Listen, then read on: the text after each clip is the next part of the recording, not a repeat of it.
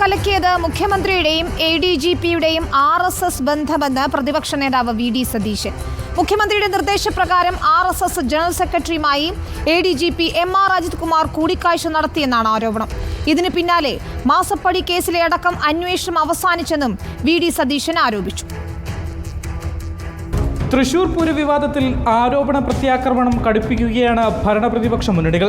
പോലീസുകാരെ ഉപയോഗിച്ച് പൂരം കലക്കിയത് മുഖ്യമന്ത്രിയാണെന്ന് VD സതീശൻ. പാറമേക്കാവിൽ RSS ജനറൽ സെക്രട്ടറി ദത്താത്രേയ ഹൊസബല്ലയുമായി ADGP കൂടിക്കാഴ്ച നടത്തിയെന്നും ആരോപണം. 1 മണിക്കൂർ അവർ തമ്മിൽ സംസാരിച്ചു. മുഖ്യമന്ത്രി എന്ത് കാര്യമാണ് ADGP ലോ ആൻഡ് ഓർഡർ വഴി RSS ജനറൽ സെക്രട്ടറിയോട് സംസാരിച്ചത്?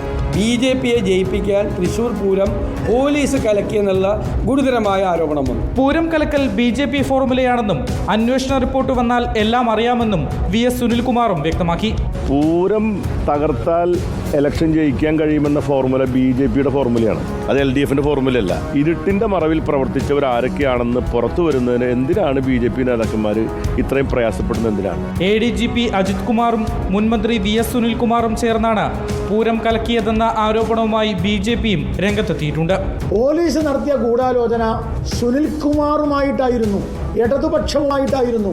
അതിൽ മാർക്സിസ്റ്റ് പാർട്ടിയും സുനിൽകുമാറും ഒരു പക്ഷത്തായിരുന്നു. ആരോപണങ്ങളുടെ കുത്തൊഴുക്കിനിടയിലും ക്രമസമാധാന ചുമതലയുള്ള ADGPയെ സംരക്ഷിക്കുന്ന മുഖ്യമന്ത്രിയുടെ നിലപാടിൽ പാർട്ടിക്കുള്ളിൽ നിന്ന് തന്നെ വിമർശനമുയരുന്നുണ്ട്. റിപ്പോർട്ടർ, തിരുവനന്തപുരം.